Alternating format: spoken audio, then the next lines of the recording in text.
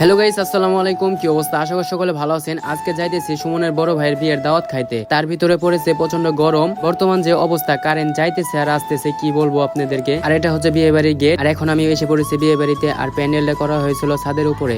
তারপরে আমি একটা প্লেট নিয়ে বসলাম। আর প্লেটের ভিতরে কিন্তু দিয়ে দিচ্ছে আমার একটা আস্ত খাসির রান, যেটা দেখে আমি খুবই হতাশ। আর আমার পাশে বসেছিল ইমরান, নাজমুল, আতিক, জুবাই, ফাহাদ। তারা কিন্তু আমার পাশে বসেছিল। তারপরে আমার প্লেটে নিয়ে নিলাম কিছু উগান্ডা থেকে আনা গন্ডারের মাংস, যেটা দেখে খুবই আমি হতাশ।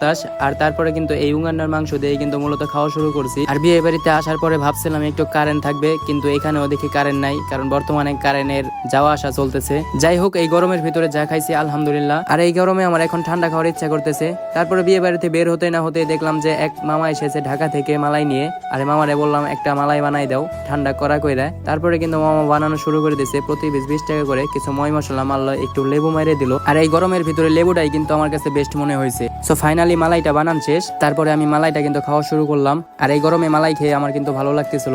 সো আজকের ভিডিও এই পর্যন্তই। ধন্যবাদ সবাইকে।